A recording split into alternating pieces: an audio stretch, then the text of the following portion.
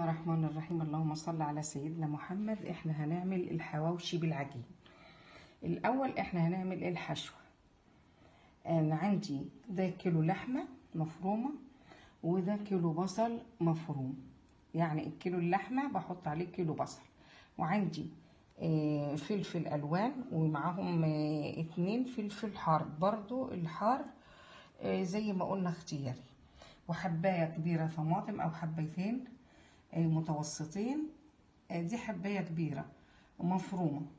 وعندي بقى توابل: ملح، فلفل، بهارات لحمة، كزبرة، كمون. انا عندي كل الحاجات دي هضيفها. ادي اللحمة والبصل، هحط الفلفل الالوان، هحط الطماطم، هحط التوابل، ومع الملح كل ده همسكه اعجنه مع بعضه كويس جدا جدا لحد ما يتسمر. ودي الحشوة بتاعتي. يا اما انا بحطها طرية زي ما هي كده، لان انا كده كده هعملها في العجين، يعني انا هعجن عجينة واعملها طرية واخبزها في الفرن. او اللي انت ممكن اللي بيحبش كده ممكن يسويها زي العصاق، بس انا هعملها طرية. رحمه الله، اللهم صل على النبي. دلوقتي هنعمل اول حاجه عشان نعمل عجينه الحواوشي. دي منضيف فيه شويه ميه دافيين، هنحط فيه معلقتين سكر كبار، وهحط بيضتين خميره، لان البيض عباره عن معلقه او معلقه ونص. يعني لو انت عايزه، لو عندك خميره سايبه ممكن معلقه او معلقه ونص. وهقلبهم كويس قوي قوي واغطيهم واشوف الخميرة عندي يعني هتتفاعل وهتبقى كويسة ولا لا. اول خطوة بإذن الله الرحمن الرحيم. هنعمل دلوقتي عجينة الحواوشي. دول كيلو وربع دقيق منخولين ومتظبطين.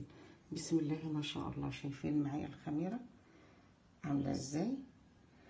هنحط الخميرة على الدقيق، ومعايا نص كوباية زيت على سمنة هحطها، وهعجن وهزود بلبن، يعني ايه كوباية لبن ممكن، وهشوف الدقيق هياخد مني لبن قد ايه، وممكن اكمل بمية على حسب هشوف الكمية وهقولكوا واخد مني قد ايه. يعني المية اللي كانت على الخميرة حوالي نص كوباية من الصغيرة اللي هو مج الشاي العادي.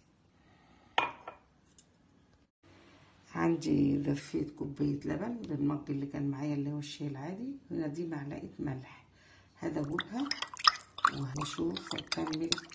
هزود العجينة بتاعتي وهشوف مع بعض. يبقى انا خدت كده نص مية في الخميرة وده مج، هشوف هياخد بعد كده ايه. ما شاء الله العجينة بتاعتي خلاص. شايفين ما شاء الله عجينة جميلة.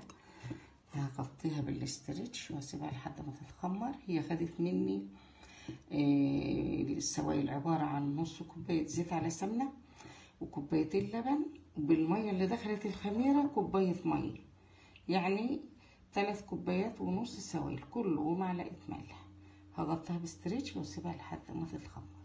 الله العجين مش ما شاء الله تضاعف حجمه خالص اهوت. انا همسكه بقى اقطعه لكور صغيرة، وبعدين هنشوف هنعمل ايه.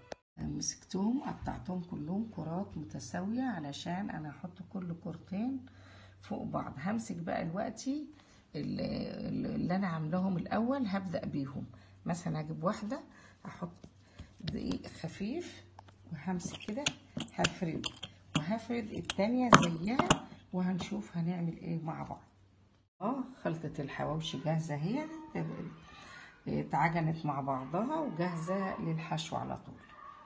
عملت 2 اهمت قد بعض بالظبط، وعندي الحشوة بتاعتي انا مجهزاها عاملينها سوا. هاخد جزء كده بالمعلقة وهفرده كويس. هحط لها حشو كفاية. شايفين؟ هسوي كده كويس لحد ما املاها كلها. هسيب حوالي سنتي كده من جميع الجوانب، علشان هلزق القطعة التانية فيها. هعمل ايه بقى عشان الزق؟ هسيب، شايفين كده ما شاء الله يعني مليانة كويس قوي قوي، وهحط القطعة التانية عليها. بس قبل ما احط القطعة التانية عليها همسك الحافة اللي هي الواحد سنتي اللي انا سايباه في الجنب ده، هبله مية، هبله مية اما بصبعي كده، بصبعي كده، او بفرشة. انا الفرشة اللي معايا حطيت عليها زيت، فانا ايه هبل بايديا كده، وهجيب الجزء التاني او الواحدة التانية وهحطها فوقها بالظبط كده.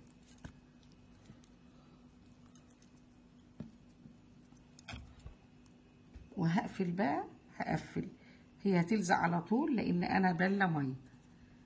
يا دوب هتك عليها كده بس بصوابعي، وممكن اجيب شوكه وممكن الفها كده، يعني كتير طرق للقفل. ممكن هكتفي بكده واضغط عليها لان انا حاطه ميه، وممكن اجيب شوكه واضغط عليها كده. خلص بقى الكميات بتاعته كلها وهحطها في صينيه مدهونه زيت، ونشوف مع بعض بقى، نخلص الكميه ونشوف هنعمل ايه.